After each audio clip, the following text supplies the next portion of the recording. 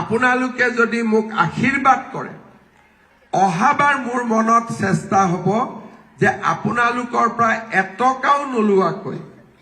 চেনি দালি নিমখ আৰু মিঠাতেল আপোনালোকৰ হাতত তুলি দিয়া ভাল হ'বনে বেয়া হ'ব অন্ন মানে আমি কি বুজো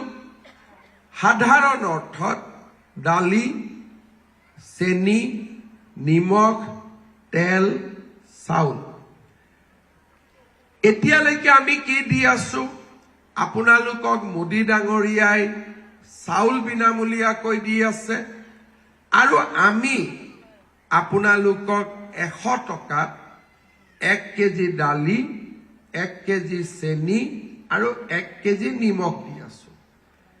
মোৰ মনটো ইয়াত সন্তুষ্ট হোৱা নাই মই আৰু কিবা কৰিব খোজো সেই কাৰণে ভগৱানে আৰু বিশেষকৈ আপোনালোকে যদি মোক আশীৰ্বাদ কৰে অহাবাৰ মোৰ মনত চেষ্টা হ'ব যে আপোনালোকৰ পৰা এটকাও নোলোৱাকৈ চেনি দালি নিমখ আৰু মিঠাতেল আপোনালোকৰ হাতত তুলি দিয়া ভাল হ'বনে বেয়া হ'ব সঁচাই ভাল হ'ব তাৰ লগতে ফটক কৰি নহয় লাহেকৈ নহলে কোনবাই ক'ব মামা কৈছিলে কৰা নাই অলপ পিছলৈকে মই আপোনালোকক আধা কেজি চাহপাতো তুলি দিব খোজো কিন্তু অলপ পিছলৈকে সোনকালে নহয় কাৰণ মই কাবাৰ ঘৰত গলে চাহ খাব লাগিব নহয় হয় নে নহয়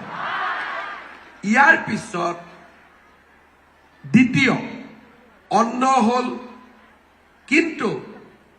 ঘৰখনৰ মহিলাৰ হাতত যদি